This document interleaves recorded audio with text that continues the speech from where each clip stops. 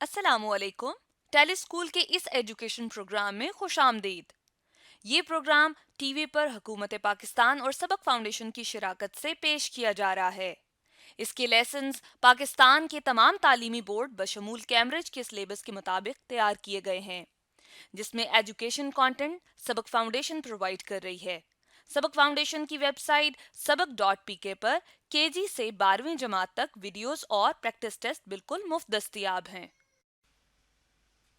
Physics lesson में आज हम स्टेशनरी वेव्स के टॉपिक को डिस्कस करेंगे जो कि फेडरल बोर्ड पंजाब बलूचिस्तान और केपीके की class 11th chapter number 8 waves में मौजूद हैं, और यही टॉपिक सिंध और कैम्ब्रिज की क्लास 11th में भी मौजूद है।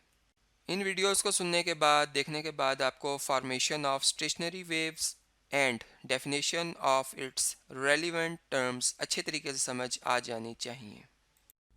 आज के फिज़िक्स के लेसन और इससे मुंसलिक वीडियोस को घर बैठे देखने के लिए आप सबक.pk की वेबसाइट पर जा सकते हैं।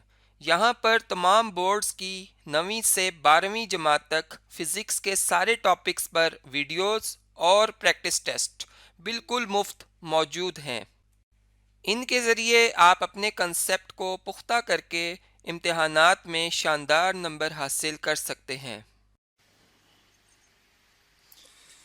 वेलकम स्टूडेंट्स, स्टेशनरी वेव्स हम डिस्कस करेंगे और इनका इंट्रोडक्शन थोड़ा सा हम प्रिंसिपल ऑफ सुपरपोजिशन में जो है वो देख चुके हैं। तो यहाँ पे भी सुपरपोजिशन प्रिंसिपल ही यूज़ होगा। सुपरपोजिशन ऑफ टू वेव्स हम देखेंगे, पोजिशन ऑफ टू वेव्स, ठीक है जी, सुपरपोजिशन ऑफ। और वेव्स कौन सी हैं जी? वेव्स ट्रैवलिंग वेव हैं, प्रोग्रेसिव वेव हैं जो एनर्जी शिफ्ट करती हैं। ऑफ टू ट्रैवलिंग वेव्स, ठीक है जी, ट्रैवलिंग वेव्स। तो लेकिन हम देखते हैं कि सुपरपोजिशन प्रिंसिपल जो है वो तो इंटरफेरेंस में भी होता है और बीट्स में भी जो है वो सुपरपोजिशन का फिनोमेना होता है। तो कंडीशंस डिफरेंट होने की वजह से डिफरेंट फिनोमेना जो है हमारे सामने आते हैं। तो स्टेशनरी वेव में कौन सी कंडीशंस होंगी? फिर जो एक्चुअली यहाँ पे जो कंडीशंस होगी वो एक तो यह है कि वेव जो है वो सेम फ्रीक्वेंसी की होंगी, सेम फ्रीक्वेंसी वेव्स, ठीक है जी। ये आर फ्रीक्वेंसी वेव्स, और लेकिन ट्रैवल कर रही होंगी अपोजिट डायरेक्शन में, ठीक है जी, इन अपोजिट डायरेक्शन, ठीक है जी। डायरेक्शन उनकी मीडियम में, एक ही मीडियम में ट्रैवल करेंगी और डायरेक्शन अपोजिट होगी डायरेक्शन। और स्टूडेंट्स हमने बात की कि फ्रीक्वेंसी सेम होगी, तो फ्रीक्वेंसी जो है वो टाइम का रेसिप्रोकल, टाइम पीरियड का रेसिप्रोकल है, तो फिर इस तरह से उनका टाइम पीरियड भी सेम होगा। अब हम देखते हैं कि किस तरह से जो है वो दो वेव्स के मिलने से, एक मीडियम में दो वेव्स जो अपोजिट डायरेक्शन में सेम फ्रीक्वेंसी की मूव कर रही हैं, तो उनके मिलने से किस तरह से स्टेशनरी या स्टैंडिंग वेव्स जनरेट होती हैं। और इसको हम यहाँ पे एक डायग्राम से, एक फिगर से समझने की कोशिश करते हैं, ठीक है जी। तो इसमें स्टूडेंट्स हमने दो प्रोग्रेसिव या दो ट्रैवलिंग यानी कि वेव्स जो हैं वो हमने ली हुई हैं। और ये एक ग्रीन कलर में आपको जो वेव नज़र आ रही है ये ए है, और नीचे जो है वो वेव बी है। और हम देख रहे हैं कि हमने काफ़ी सारे स्नैपशॉट्स जो हैं यहाँ पे लिए हुए हैं। एक्चुअली पहले तो हम ये डिस्क्राइब कर दें कि जो ए है ये मूव कर रही है लेफ़्ट डायरेक्शन में, ठीक है जी, ये लेफ़्ट डायरेक्शन में है। और बी जो है, ये पहले ए की डायरेक्शन हम रिप्रेजेंट करें, और बी जो है स्टूडेंट्स इसके अपोजिट होगी, तो वो राइट डायरेक्शन में मूव करेगी, ठीक है जी, राइट डायरेक्शन में है। और जो हमने स्नैपशॉट्स लिए हुए हैं ये डिफरेंट टाइम इंटरवल्स पे लिए हुए हैं। और टाइम इंटरवल कौन से? हमने इन दोनों वेव्स का टाइम पीरियड, क्योंकि सेम है, फ्रीक्वेंसी सेम होने की वजह से, तो हमने दोनों का टाइम पीरियड जो एक ही वैल्यू रखता है उसको हमने डिवाइड कर दिया है 4 पार्ट्स में। और स्टार्ट पहले हमने ज़ीरो से किया है, यानी कि यहाँ पे हमने जो है वो स्टार्ट किया जब, और हमने टाइम ज़ीरो नोट किया और एक स्नैपशॉट लिया। फिर अगला स्नैपशॉट जब हमने लिया तो टाइम जो था वो टाइम पीरियड का फोर्थ पार्ट जो था वो स्पेंड कर चुका था, फोर्थ पार्ट जो था वो गुजर चुका था टाइम पीरियड का। और फिर उसके बाद अगला स्नैपशॉट लिया तो ये उस वक्त लिया जब टाइम पीरियड का हाफ ऑफ जो था वो पार्ट गुजर चुका था। और अगला स्नैपशॉट जो है ये उस वक्त लिया जब टाइम पीरियड का 3/4 पार्ट जो था वो गुजर चुका था। और लास्ट स्नैपशॉट में टाइम पीरियड कंप्लीट हो चुका था, ठीक है। और अगर एक टाइम पीरियड में हम जानते हैं कि एक वेवलेंथ जो है वो मूव करेंगे, उनकी एक कंप्लीट वेवलेंथ जो है वो मूवमेंट होगी, वेवलेंथ। तो इस तरह से हम वेवलेंथ को भी देखते हैं कि वो भी जो है 4 पार्ट्स में डिवाइड हो सकती है। ठीक है, यहाँ पे वेवलेंथ स्टार्ट में 0 है, यहाँ पे वेवलेंथ का फर्स्ट फोर्थ पार्ट आ जाएगा। ठीक है जी। और यहाँ पे जो दोनों वेव्स जो हैं वो हाफ ऑफ वेवलेंथ मूव कर जाएंगी, और यहाँ पे जो है वो 3/4 पार्ट जो है वो प्रोड्यूस होगा वेवलेंथ का, और यहाँ पे वेवलेंथ को कंप्लीट जो है वो मोशन होगी, एक कंप्लीट वेवलेंथ की मोशन प्रोड्यूस होगी। ठीक है जी। और स्टूडेंट्स, इस पे आप देख रहे हैं कि हर स्नैपशॉट को हमने मजीद कुछ पॉइंट्स में डिवाइड किया हुआ है। ये जो डिवीजन हम देख रहे हैं, तो यहाँ पे ये पॉइंट 1 है, ये 2 है, ये 3 है, ये 4 है, ये 5 है, ये 6 है, ये 7 है। अब इन्हीं को करस्पॉन्डिंगली हम यहाँ पे डिस्कस करेंगे। ठीक है जी, यहाँ पे और यहाँ पे। ठीक है। और स्टूडेंट, सबसे पहले तो हम पॉइंट 1 3 5 को डिस्कस कर लेते हैं। ठीक है, 1 3 5 स्टार्ट करके हम दरमियान में एक एक पॉइंट छोड़ के डिस्कस कर लेंगे, फिर दरमियान वाले पॉइंट भी डिस्कस कर लेंगे। तो अब हम देखते हैं 1 पे वेव एज है इसका, इसके पार्टिकल ऑफ मीडियम जो हैं वो इक्विलिब्रियम पोजीशन पे हैं। इसी तरह से बी के भी particle of medium equilibrium position पे हैं, तो रिजल्टेंट वेव का डिस्प्लेसमेंट 0 होगा। और फिर इसी तरह से हम 3 पे देखते हैं कि यहाँ पे भी जो है वो ए के particle of medium equilibrium position पे हैं, बी के भी इक्विलिब्रियम पोजीशन पे हैं, तो रिजल्टेंट डिस्प्लेसमेंट 0 होगा, रिजल्टेंट वेव का डिस्प्लेसमेंट यहाँ नहीं होगा।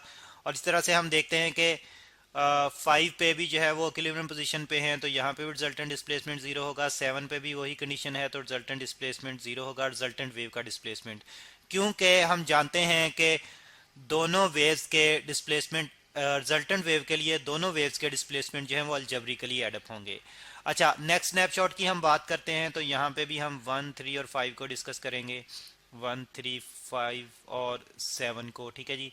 तो यहाँ पे स्टूडेंट्स हम देख रहे हैं कि ए वेव जो है इसमें particle of medium maximum displacement में है, लेकिन अपवर्ड डायरेक्शन में। और बी में बी मीडियम पार्टिकल जो है वो मैक्सिमम डिस्प्लेसमेंट पे हैं, लेकिन डाउनवर्ड डायरेक्शन में। अपोजिट डिस्प्लेसमेंट होने की वजह से रिजल्टेंट 0 होगा। इसी तरह का फिनोमेना हमें 3 पे नजर आ रहा है कि डिस्प्लेसमेंट अपोजिट डायरेक्शन में है, मैक्सिमम होने के बावजूद अपोजिट डायरेक्शन में है, तो इसलिए एक दूसरे को कैंसिल आउट करेंगे, रिजल्टेंट डिस्प्लेसमेंट जो है वो 0 होगा, रिजल्टेंट वेव का कोई डिस्प्लेसमेंट नहीं होगा। 5 पे भी इसी तरह का जो है वो फिनोमेना हमें नजर आ रहा है। ठीक है जी। 7 पे भी यही चीज नजर आ रही है। और अगले स्नैपशॉट्स में भी स्टूडेंट्स हम जो है वो कुछ इसी किस्म का जो है वो देखेंगे कि 1 3 5 और 7 जो है ये यहाँ पे आप देखें कि अब ये फिर इक्विलिब्रियम पोजीशन पे हैं, तो अब फिर इनके लिए डिस्प्लेसमेंट, रिजल्टेंट डिस्प्लेसमेंट 0 होगा। ठीक है जी। और फिर इसी तरह से जो है वो हम देखते हैं कि यहाँ पे भी आप देखें कि यहाँ पे अब 1 3 5 जो है ये यहाँ पे डिस्प्लेसमेंट तो हैं लेकिन अपोजिट डायरेक्शन में है, तो मैक्सिमम डिस्प्लेसमेंट्स हैं और अपोजिट डायरेक्शन में है, तो यहाँ पे फिर जो है वो जो रिजल्टेंट डिस्प्लेसमेंट जो होगा वो 0 होगा। और यानी कि ये पॉइंट्स जो हैं फिर इक्विलिब्रियम पोजीशन के लॉन्ग ही रहेंगे। और अगर हम बात करें ये लास्ट स्नैपशॉट की, तो यहाँ पे भी हम देखते हैं कि दोबारा से पॉइंट्स 1 3 और 5 जो है ये इक्विलिब्रियम, 5 और 7 जो है ये इक्विलिब्रियम पोजीशन के लॉन्ग होंगे, तो इक्विलिब्रियम पोजीशन के लॉन्ग होने की वजह से यहाँ पे डिस्प्लेसमेंट फिर से 0 रहेगा। तो इस तरह से हम देखते हैं कि 1 3 5 जो है पूरी वेव की ट्रेवल करने के दौरान में, पूरी एक वेवलेंथ ट्रेवल करने के दौरान में जो है वो इनका रिजल्टेंट डिस्प्लेसमेंट जो है वो 0 ही रहेगा। रिजल्टेंट वेव का डिस्प्लेसमेंट इनके लिए 0 ही रहेगा। ये यानी कि यहाँ पे मीडियम पार्टिकल जो है रिजल्टेंट वेव के लिए वाइब्रेट नहीं कर रहे। तो यहाँ पे हम फिर लिख लेते हैं कि ये पॉइंट जो है always at rest, always always at rest, at rest.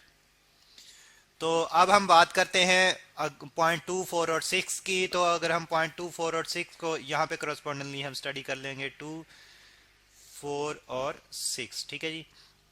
First snapshot में हम देखते हैं स्टूडेंट्स के 2 में 2 पॉइंट पे जो है वो ए के लिए मीडियम पार्टिकल मैक्सिमम डिस्प्लेसमेंट पे हैं, बी के लिए भी मैक्सिमम डिस्प्लेसमेंट पे हैं, और फिर दोनों का डिस्प्लेसमेंट एक ही डायरेक्शन में है, तो रिजल्टेंट डिस्प्लेसमेंट मैक्सिमम होगा। मैक्सिमम डिस्प्लेसमेंट होने की वजह से हमें जो है वो एक मैक्सिमम वेव जो है मिलेगी यहाँ पे। ठीक है जी। रिजल्टेंट वेव जो है वो मैक्सिमम डिस्प्लेसमेंट वाली मिलेगी। और इसी तरह से हम 4 पे देखते हैं कि अब यहाँ पे डिस्प्लेसमेंट जो है ए के लिए और 2 के लिए भी पार्टिकल ऑफ मीडियम का डिस्प्लेसमेंट मैक्सिमम है और डाउनवर्ड डायरेक्शन में है, दोनों का सेम डायरेक्शन में है, तो यहाँ पे भी रिजल्टेंट डिस्प्लेसमेंट मैक्सिमम जनरेट होगा। लेकिन ये यहाँ पे डिस्प्लेसमेंट जो है 2 के अपोजिट डायरेक्शन में जनरेट होगा, यानी कि डाउनवर्ड। और अगर हम 0.6 की बात करें तो यहाँ पे फिर मीडियम पार्टिकल जो हैं वो एक ही डायरेक्शन में वाइब्रेट कर रहे हैं और मैक्सिमम डिस्प्लेसमेंट पे हैं, तो यहाँ पे फिर जो है रिजल्टेंट वेव का डिस्प्लेसमेंट फिर मैक्सिमम होगा। ठीक है, अगर हम अगले स्नैपशॉट की बात करें, यहाँ पे 2, 4 और 6 को डिस्कस करें हम। अब यहाँ पे हम देख रहे हैं कि 2, 4 और 6 जो है वो इक्विलिब्रियम पोजीशन के अलोंग आ रहे हैं, तो वाइब्रेट तो ये करेंगे लेकिन डिस्प्लेसमेंट इनका मिनिमम होने की वजह से रिजल्टेंट डिस्प्लेसमेंट भी मिनिमम होगा। और फिर दोबारा से अगले स्नैपशॉट की अगर हम बात करें तो यहाँ पे 2, 4 और 6 जो है यहाँ पे फिर जो है डिस्प्लेसमेंट मैक्सिमम होगा, क्योंकि इंडिविजुअल वेव्स का डिस्प्लेसमेंट मैक्सिमम है, तो रिजल्टेंट वेव का डिस्प्लेसमेंट भी मैक्सिमम होगा। और ये दोनों के लिए डिस्प्लेसमेंट एक ही डायरेक्शन में है मीडियम पार्टिकल्स का। ठीक है, आप देख रहे हैं यहाँ पे 0.4 का भी कुछ इसी तरह से इफेक्ट है कि यहाँ पे भी मीडियम पार्टिकल जो है वो मैक्सिमम डिस्प्लेसमेंट पे हैं, तो रिजल्टेंट वेव का डिस्प्लेसमेंट मीडियम मैक्सिमम होगा। और 0.6 के लिए भी यही कंडीशन है। तो 2 और 6 जो है वो एक डायरेक्शन में यहाँ पे मैक्सिमम डिस्प्लेसमेंट है, जबकि 4 पे जो है वो दूसरी डायरेक्शन में है, लेकिन डिस्प्लेसमेंट रिजल्टेंट वेव का मैक्सिमम है। अगर हम बात करें अगले स्नैपशॉट की, जहां पे हम देखते हैं कि 2, 4 और 6 जो है फिर इक्विलिब्रियम पोजीशन के अलोंग आ रहे हैं, तो यहाँ पे फिर रिजल्टेंट डिस्प्लेसमेंट मिनिमम होगा। और अगर हम बात करें फिर अगले स्नैपशॉट की, तो लास्ट स्नैपशॉट जो है यहाँ पे 2, 4 और 6 जो है फिर मैक्सिमम डिस्प्लेसमेंट पे होंगे, तो इनके रिजल्टेंट वेव का डिस्प्लेसमेंट भी जो है वो मैक्सिमम होगा। ठीक है जी, रिजल्टेंट वेव के लिए इनका डिस्प्लेसमेंट भी है मैक्सिमम होगा। तो ये 0.24 और 6 जो है ये हम ऑसिलेट करते रहेंगे, यानी कि ये वाइब्रेट करेंगे, तो यहाँ पे हम लिखते हैं कि ऑसिलेटिंग। ठीक है जी, ऑलवेज ऑसिलेटिंग, ऑलवेज ऑसिलेटिंग, यानी कि ये हमेशा वाइब्रेट करेंगे रिजल्टेंट वेव के लिए। Oscillating, LATING। ठीक है जी, तो रिजल्टेंट पैटर्न किस तरह का बनेगा स्टूडेंट्स, इसको हम जो है वो नेक्स्ट लेक्चर में डिटेल में डिस्कस करेंगे कि रिजल्टेंट वेव किस तरह की बनेगी इन दोनों वेव्स के मिलने से। और पॉइंट्स हमने देखा कि कुछ हमेशा मूव ऑसिलेट करेंगे, कुछ रेस्ट में रहेंगे।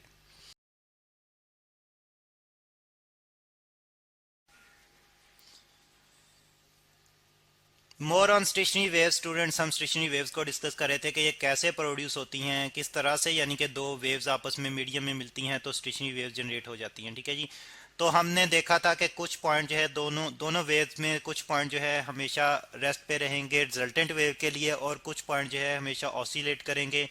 कभी तो वो मैक्सिमम डिस्प्लेसमेंट के साथ का ऑसिलेट करेंगे और कभी जो है उनका डिस्प्लेसमेंट मिनिमम होगा लेकिन ऑसिलेट करेंगे।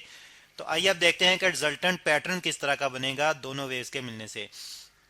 तो हम देखते हैं कि T0 पे 2, 4 और 6 जो है ये मैक्सिमम डिस्प्लेसमेंट पे हैं। 135 जो है ये 135 और 6 जो है 7 जो है ये तो रेस्ट में रहेंगे, लेकिन 2, 4 और 6 के लिए डिस्प्लेसमेंट प्रोड्यूस होगा। और इसमें हम देख रहे हैं कि 2 के लिए अपोजिट अपवर्ड डायरेक्शन में प्रोड्यूस होगा, 4 के लिए डाउनवर्ड डायरेक्शन में प्रोड्यूस होगा। और फिर यही डिस्प्लेसमेंट जो है, यही डिस्प्लेसमेंट अगर हम चले जाएं T/4 पार्ट पे, यानी कि इस स्नैपशॉट की अगर हम बात करें तो यहाँ पे हम देखते हैं 1357 तो हमेशा रेस्ट में रहेंगे, लेकिन 246 भी जो है वो अपने मिनिमम डिस्प्लेसमेंट पे आ रहे हैं, तो इसलिए यहाँ पे भी डिस्प्लेसमेंट मिनिमम होगा। तो रिजल्टेंट वेव जो है वो वहाँ पे मीडियम पार्टिकल जो है इक्विलिब्रियम पोजीशन के अलोंग आ जाएंगे, सारे के सारे मीडियम पार्टिकल ही। ठीक है, पहले तो हमने देखा था कि 0 पे कुछ पार्टिकल जो हैं वो वाइब्रेट कर रहे हैं मैक्सिमम डिस्प्लेसमेंट के साथ अपवर्ड और डाउनवर्ड डायरेक्शन में, और लेकिन कुछ पार्टिकल जो है वो रेस्ट में हैं। तो लेकिन फिर यही जो है इनकी वाइब्रेशन जो है वो कम होती जाती है, और जब हम T/4 पे जाते हैं तो रिजल्टेंट वेव के लिए जो है T/4 पे सारे के सारे पार्टिकल जो है इक्विलिब्रियम पोजीशन के अलोंग आ जाते हैं, चाहे वो 1357 पे हों चाहे वो 246 पे हों। ठीक है, और इसके बाद जब हम आगे यानी कि T/4 से T/2 तक देखते हैं तो फिर T/2 पे जो है डिस्प्लेसमेंट मैक्सिमम हो जाता है अपवर्ड और डाउनवर्ड डायरेक्शन में, वो हम देख रहे हैं। ठीक है जी, तो यहाँ पे फिर मीडियम पार्टिकल जो है, कुछ मीडियम पार्टिकल तो रेस्ट में रहेंगे लेकिन कुछ मीडियम पार्टिकल रिजल्टेंट वेव के लिए ऑसिलेट करेंगे, इसलिए हमें जो है एक मैक्सिमम डिस्प्लेसमेंट जो है वो मिल रहा है, लेकिन अपवर्ड डाउनवर्ड डायरेक्शन दोनों में। और इसके बाद फिर हम देख रहे हैं कि आगे फिर सारे पार्टिकल ही जो है वो इक्विलिब्रियम पोजीशन के लॉन्ग आ जाते हैं, तो यहाँ पे फिर रिजल्टेंट वेव के लिए जो है वो कोई भी पार्टिकल डिस्प्लेसमेंट शो नहीं करवा पाएगा। ठीक है जी, तो इस तरह से हम देखते हैं कि यहाँ पे फिर जो है वो 3T/4 पे जो है डिस्प्लेसमेंट जो है वो जीरो रहेगा, इक्विलिब्रियम पोजीशन के अलोंग रहेंगे पार्टिकल, ठीक है। और इसके बाद जब हम आगे जाते हैं तो यहाँ पे फिर जो है वो 2, 4 और 6 मैक्सिमम डिस्प्लेसमेंट रिप्रेजेंट कर रहे हैं अपोजिट डायरेक्शन में, तो यहाँ पे फिर जो है हमें रिजल्टेंट वेव का डिस्प्लेसमेंट मिलेगा। अब हम देख रहे हैं कि वेव एक ही नहीं बल्कि दो दो यानी कि आप देख रहे हैं कि ये इस तरह से पैटर्न जनरेट हो रहा है, इस तरह से, तो और दूसरा पैटर्न जो है वो इस तरह से जनरेट हो रहा है। तो इस तरह से दो एक लूप सी जो है वो हमें दरमियान में नजर आ रही है, यानी कि एक ये लूप सी नजर आ रही है। तो स्टूडेंट्स इस तरह के पैटर्न को जो है हम स्टैंडिंग या स्टेशनरी वेव कहते हैं। क्यों कहते हैं ये भी हम डिस्कस करेंगे। तो सबसे पहले तो हम इन पॉइंट्स की बात कर लें जहां पे डिस्प्लेसमेंट मैक्सिमम है और जहां पे डिस्प्लेसमेंट मिनिमम है। तो स्टूडेंट्स यहाँ पे जहाँ पे डिस्प्लेसमेंट जो है यानी कि amplitude of vibration of medium particle, amplitude of vibration of medium particles maximum जहाँ पे है, ठीक है। तो इन पॉइंट्स को हम कहते हैं एंटी नोड। जहाँ पे amplitude of vibration of medium particle maximum है उनको हम कहते हैं एंटी नोड, एंटी नोड, ठीक है जी। और इसी तरह से यहाँ पे भी हम देख रहे हैं कि यहाँ पे भी amplitude of vibration of medium particle है, मैक्सिमम डिस्प्लेसमेंट है, तो ये भी एंटी नोड है, ठीक है, एंटी नोड।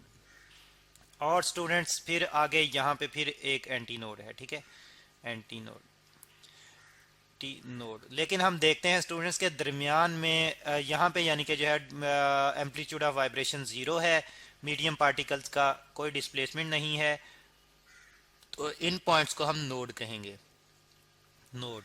और यहाँ पे भी जो है वो हम देखेंगे कि ये नोड है, ठीक है। अब देखेंगे ये नोड जो है इनमें हमेशा पॉइंट जो है रेस्ट में रहेंगे, सारे के सारे पॉइंट रेस्ट में रहेंगे। तो वो रेस्ट में रहेंगे तो इसका मतलब है कि वो एनर्जी जो है वो ट्रांसफर नहीं कर पाएंगे। तो एनर्जी इन दो पॉइंट्स के दरमियान ही जो है वो ट्रैप अप हो जाएगी। तो energy remain standing, energy remain standing, remain standing. इन दो पॉइंट से आगे एनर्जी जो है वो ट्रेवल नहीं कर पाएगी, स्टैंडिंग बिटवीन। और कौन से पॉइंट हैं जी, ये नोड है बिटवीन टू नोड्स, ठीक है जी। दो नोड्स के दरमियान में एनर्जी जो है वो ट्रैप अप रहेगी। अगले दो नोड्स के दरमियान में भी एनर्जी ट्रैप अप रहेगी, उनसे आगे मूव नहीं कर पाएगी, ठीक है।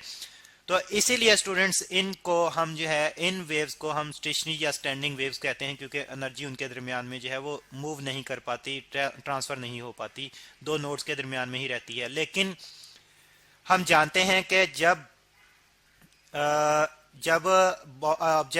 पार्टिकल जो है वो अपनी एक्सट्रीम पोजीशन पे हों तो उनके पास जो एनर्जी होती है वो टोटली पोटेंशियल एनर्जी होती है। एक्सट्रीम पोजीशन पे ऑसिलेशन के दौरान, एक्सट्रीम पोजीशन पे ऑसिलेशन के दरमियान एनर्जी जो होती है वो टोटली पोटेंशियल एनर्जी होती है। और जब मीन पोजीशन पे ऑसिलेशन आती है तो मीन पोजीशन पे एनर्जी जो है वो टोटली काइनेटिक होती है, ठीक है जी। सारी की सारी एनर्जी काइनेटिक फॉर्म में होती है, टोटली के ई। तो इस तरह से हम देखते हैं अगर हम दो नोड्स के दरमियान बात करें तो एनर्जी जो है वो काइनेटिक से पोटेंशियल में कन्वर्ट हो रही है, फिर पोटेंशियल से काइनेटिक में कन्वर्ट हो रही है, फिर काइनेटिक से पोटेंशियल में और पोटेंशियल से काइनेटिक में। तो इस तरह से एनर्जी जो है वो इंटर कन्वर्ट तो हो रही है लेकिन ट्रांसफर नहीं हो पा रही इन दो पॉइंट्स के दरमियान में, ठीक है जी। और अगर हम बात करें स्टूडेंट्स दोनों वेव्स की कैरेक्टरिस्टिक की और उसके मुताबिक रिजल्टेंट वेव की, तो यहाँ पे हम लिख लेते हैं। फिर डायरेक्शन की बात करें तो हम देखते हैं कि ए जो है ये लेफ्ट डायरेक्शन में मूव कर रही थी, ठीक है जी, लेफ्ट डायरेक्शन में, लेफ्ट। और बी जो थी ये राइट में मूव कर रही थी। लेकिन स्टेशनरी वेव क्योंकि मूव ही नहीं करती तो इसलिए इसकी कोई डायरेक्शन नहीं है, नो डायरेक्शन। और स्टूडेंट्स अगर हम बात करें स्पीड की, तो स्पीड किसी भी ट्रेवलिंग वेव के लिए हम कैसे फाइंड आउट करते हैं जी, फार्मूला हमारे पास है v is equal to F lambda, ठीक है। तो यहाँ पे हम देखते हैं कि यहाँ पे फ्रीक्वेंसी वेवलेंथ सेम है तो स्पीड वही आएगी, यहाँ पे फ्रीक्वेंसी से वेवलेंथ सेम है तो स्पीड वही आएगी, दोनों की स्पीड यानी कि सेम होगी। लेकिन क्योंकि स्टेशनरी वेव ट्रेवल नहीं करती तो इसलिए इसकी कोई स्पीड नहीं होगी, ठीक है जी। रिजल्टेंट स्टेशनरी वेव की कोई स्पीड नहीं होगी, यानी कि जीरो हम लिख लेते हैं, जीरो स्पीड, ठीक है जी, जीरो। तो स्टूडेंट्स ये है स्टेशनरी या स्टैंडिंग वेव्स।